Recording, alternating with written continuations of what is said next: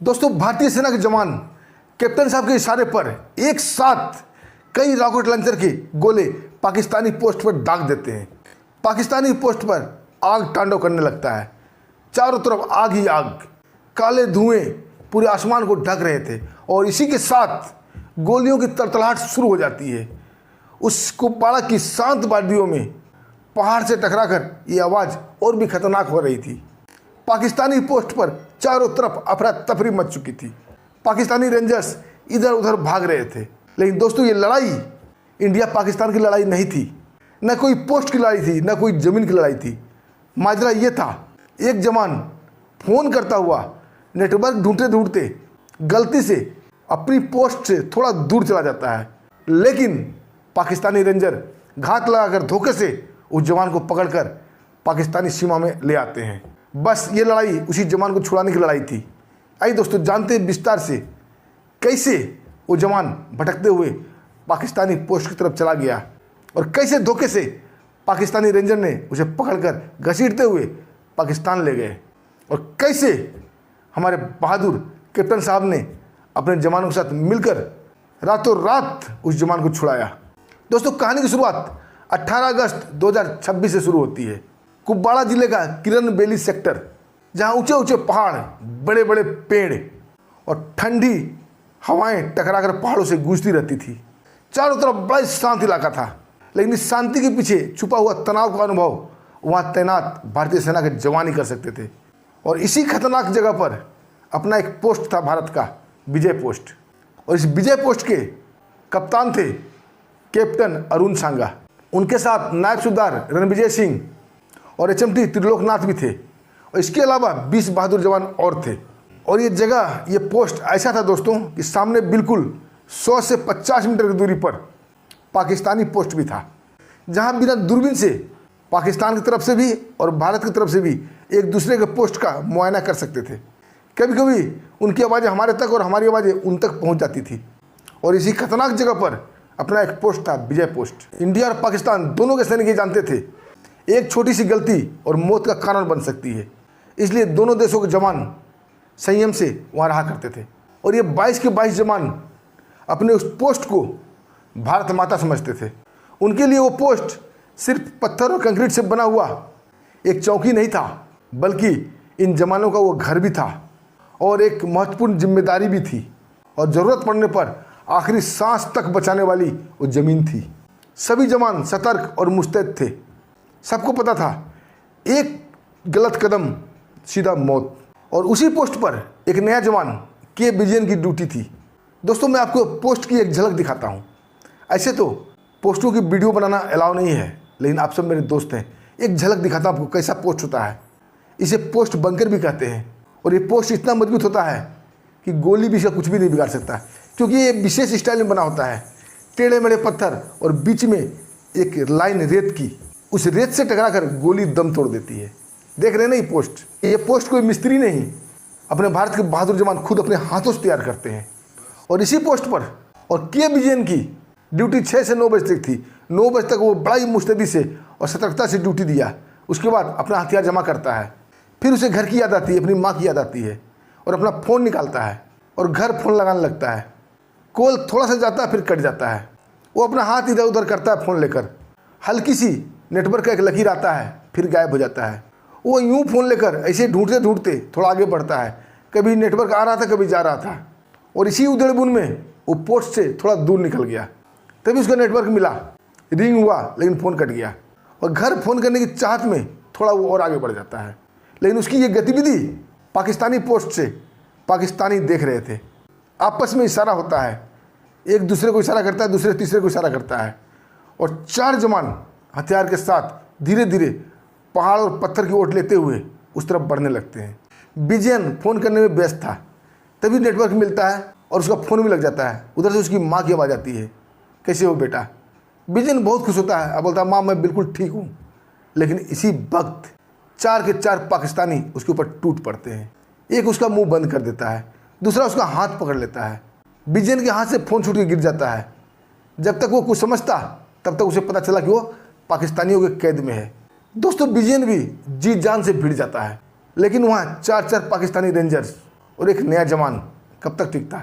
आखिरकार के विजयन को वो घसीटते हुए पाकिस्तानी पोस्ट की तरफ ले जाते हैं, लेकिन के विजयन अब समझ चुका था वो पाकिस्तान की कैद में है, शायद वो अब जिंदा वापस नहीं आएगा। अपनी सारी शक्ति इकट्ठा करता है और जोर से चिल्लाता है, मदद, हेल्प, मुझे पाकिस्तानियों ने पकड़ लिया है। और दोस्तों ये आवाज़ हवा से टकराती हुई पहाड़ों में गूंजती हुई विजय पोस्ट तक पहुंचती है। तभी एक जवान बोलता है कि साहब किसी ने मदद के लिए चिल्लाया। सभी जवान चौंक जाते हैं। तभी एक आवाज़ जोर से गूंजती है, साहब जी बचाओ। अब कंफर्म हो चुका था कि ये आवाज़ पाकिस्तानी पोस्ट की तरफ से आ रही है, लेकिन कोई अपना जवान शायद उनके कब्जे में है। तुरंत कैप्टन अरुण सांगा नायब सूबेदार रणविजय को बुलाते हैं और बोलते हैं जवानों की गिनती करो, कोई गायब तो नहीं है। नायब सूबेदार रणविजय सिंह तुरंत वहाँ फॉल इन करते हैं। फॉल इन का मतलब होता है दोस्तों जवानों को इकट्ठा करना। विजिल लगते ही सारे जवान वहाँ दौड़ के आ जाते हैं। गिनती होती है, तब पता चलता है कि ये विजयन गायब है। उसके बारे में जब पूछताछ होती है तो उसका एक दोस्त बताता है कि अभी अभी ड्यूटी से उतरा है और अपने घर वाले को फ़ोन कर रहा था, शायद फ़ोन करते हुए या नेटवर्क ढूंढते हुए उस तरफ निकल गया और पाकिस्तानियों को पकड़ में आ गया। दोस्तों ये सुनकर कैप्टन अरुण सांगा काफ़ी गंभीर हो जाते हैं। फिर जवानों की तरफ मुँह करके बोलते हैं, मुझे अभी इसी वक्त के विजयन को छुड़ाना होगा। आज आर पार की लड़ाई होगी, या तो हम सब मारे जाएंगे या तो के विजयन जिंदा लौट के आएगा। क्या आप सब हमारे इस अभियान में तैयार हैं? दोस्तों पूरे जवान एक साथ जोश के साथ बोलते हैं, साहब हम आपके साथ हैं। क्योंकि जवान जानते थे आज के विजयन के साथ हुआ, कल किसी और के साथ होगा, परसों किसी और के साथ होगा। सभी जवान एक साथ चिल्लाना शुरू करते हैं, मुझे के विजयन वापस चाहिए। दोस्तों रणनीति बनने लगती है और जल्दीबाजी में बनती है और कैप्टन अरुण सांगा बोलते हैं ज़्यादा वक्त नहीं है, अभी तुरंत फैसला ऑन द स्पॉट होगा। और तुरंत जवानों को बांटा जाने लगता है। 4-5 जवान को रॉकेट लॉन्चर पकड़ाया गया, कुछ जवान MMG लेकर, कुछ जवान LMG लेकर, कुछ जवान इंसास लेकर, कुछ जवान हैंड ग्रेनेड लेकर कैप्टन अरुण सांगा के नेतृत्व में सीधा सीना ताने पाकिस्तानी पोस्ट की तरफ आगे बढ़ रहे थे। सब बिल्कुल चौकस अलर्ट। अगर एक भी गोली चली तो एक साथ सैकड़ों गोलियां चलेगी। कैप्टन अरुण सांगा ने बोला, अगर पाकिस्तान फायरिंग करता है तो एक साथ सारे के सारे फायरिंग का मुंह खोल देना। आज आर और पार की लड़ाई होगी, क्योंकि किसी की ज़िंदगी और मौत का सवाल है। और भारतीय सेना की एक खासियत है, अपने जवान को कभी अकेला नहीं छोड़ता। उधर जैसे ही पाकिस्तानी पोस्ट से पाकिस्तानी रेंजर्स सारे इंडियन आर्मी को एक साथ इधर आते देखते हैं, उनके अंदर सुगबुगाहट फैलने लगती है। आपस में बात करते हैं कि ये पूरे के पूरे पोस्ट वाले इधर क्यों आ रहे हैं, इन्हें रोको, चेतावनी दो। तभी ड्यूटी पे तैनात जवान हवा में 2-3 फायर करता है। पूरे वातावरण में गोलियों की तरतराहट गूंजती है और उसी के साथ पाकिस्तानी रेंजर चिल्ला के बोलता है, रुक जाओ वरना गोली मार दूंगा। तब तक कैप्टन अरुण सांगा और उनके पूरे फौज पाकिस्तानी पोस्ट के बिल्कुल नज़दीक पहुंच चुके थे, क्योंकि पहले से ही फासला 50 से 100 मीटर की दूरी थी। अब ये फासला 20-25 मीटर की रह गई थी। कैप्टन अरुण सांगा भी चिल्ला के बोलते हैं कि मैं यहाँ इंडिया पाकिस्तान की लड़ाई लड़ने नहीं आया हूँ, मैं तुम्हारे पोस्ट पर कब्जा करने आया हूँ। मेरे जवान को तुमने उठाया है, उसे वापस कर दो। तभी उधर से पाकिस्तानी रेंजर चिल्ला के बोलते हैं कि तुम्हारा जवान हमारे पोस्ट की तरफ बढ़ रहा था। कैप्टन अरुण सांगा बोलते हैं वो तुम्हारी पोस्ट की तरफ नहीं बढ़ रहा था, बल्कि वो अपने घर फ़ोन करने के लिए नेटवर्क की तलाश में गलती से उधर आ गया था। और ये गलती किसी से भी होती है, मुझे छोड़ दो, वो नया लड़का है। लेकिन ये कुत्ते की दुम पाकिस्तानी चाले चलने लगते हैं। अब बोलते हैं मैंने अपने ऑफिसर को रिपोर्ट दे दिया है, अब उनका आदेश आने तक हम जवान को नहीं छोड़ सकते। कैप्टन अरुण सांगा कड़े शब्दों में बोलते हैं, मुझे न तुम्हारी परवाह है, न तुम्हारे ऑफिसर की परवाह है, न उनके आदेश की परवाह है। फैसला अभी होगा, या तो तुम मेरे जवान को छोड़ो, नहीं तो यहीं पर क्लोज बैटल छिड़ जाएगा, या हम सब मारे जाएंगे या तुम्हें मार देंगे। और तुम्हें भी पता है अगर फायरिंग हुई, गोलियां चली तो तुम भी नहीं बचोगे। दोस्तों पाकिस्तानी रेंजर्स के हाथ पांव फूल जाते हैं। वो स्थिति को अच्छी तरह समझ रहे थे कि अगर यहाँ गोली चली तो कोई भी नहीं बचेगा, इंडियन फौज मारी जाएगी तो पाकिस्तानी फौज भी मारी जाएगी। आपस में खुसर फुसर शुरू हो जाती है।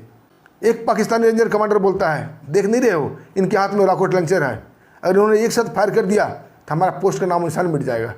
और आखिरकार के विजयन को छोड़ दिया जाता है। लेकिन इतने ही देर में के विजयन के साथ बड़ा बुरा सलूक पाकिस्तानियों ने किया था। बहुत ज़्यादा मारपीट की थी, उन्हें यातना दी थी, जो कि इन पाकिस्तानियों की फितरत है। बेचारा के विजयन अपने पैरों पर चल भी नहीं पा रहा था।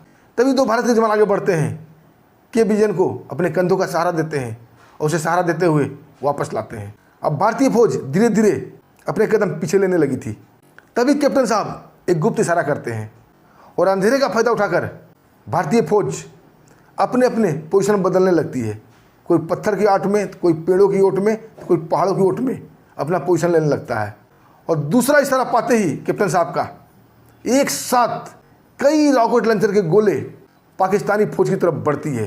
एक जोरदार धमाका होता है, धूम, और पाकिस्तानी पोस्ट पर आग तांडव करने लगता है। चारों तरफ आग ही आग था। अभी वो कुछ समझते या वो कुछ करते तब तक दूसरा रॉकेट लॉन्चर गोला वहाँ गिरता है। आग ने वहाँ पर तांडव फैला रखा था। काले धुएं ने आसमान को ढक लिया था। ऐसे भी अंधेरा था वहाँ, और उसके साथ ही गोलियों की तड़तड़ाहट शुरू हो जाती है। कोई LMG से, तो कोई MMG से, तो कोई इंसास से, तो कोई हैंड ग्रेनेड फेंक रहा था। मतलब 2 से 3 मिनट में पाकिस्तानी पोस्ट के ऊपर कोहराम मच गया। यमराज तांडव करने लगे। पूरी पाकिस्तानी रेंजर्स में अफरा तफरी मच गई थी। किसी को कुछ भी समझ में नहीं आ रहा था, क्या करे और क्या ना करे। और इधर कैप्टन अरुण सांगा अपने भारतीय फौज को बोलते हैं कि आज मौका नहीं चूकना है। इन कमीनों को इनकी गद्दारी की, इनकी धोखाधड़ी की सज़ा देनी है, चाहे हमें कोई भी सज़ा मिले। और भारतीय फौज लगातार रॉकेट लॉन्चर गोला दाग रही थी। MMG LMG से गोली बरसा रही थी। हथगोले फेंके जा रहे थे। 3 से 4 मिनट के बाद जब वहाँ आग ने पूरा तांडव मचा दिया, उसके बाद भारतीय फौज इस आग का तांडव देखते हुए वापस आ जाते हैं अपने पोस्टों में। दोबारा से फॉलिंग होती है, दोबारा से गिनती होती है। सब कुछ ठीक ठाक सही सलामत। कैप्टन साहब पूछते हैं किसी जवान को चोट तो नहीं लगी? सभी जवान एक साथ बोलते हैं नहीं साहब, हम लोग बिल्कुल फिट हैं। कैप्टन साहब आगे बढ़ते हैं कि विजयन के कंधे पर हाथ रखते हैं। अब बोलते हैं विजयन तुम ठीक हो? विजयन की आंखों में आंसू आ जाता है। अब बोलता है साहब मैंने तो कल्पना भी नहीं की थी, मैंने सोचा भी नहीं था कि मैं इतनी जल्दी वापस आ पाऊँगा।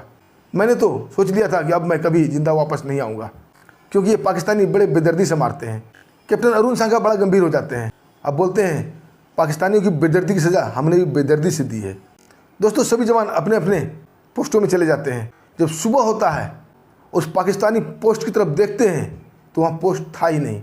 कहीं कहीं अभी भी धुआं निकल रहा था। बाकी पोस्टों का नामो निशान मिट चुका था। कैप्टन अरुण सांगा ने अपने जवान का बदला ऐसे लिया था।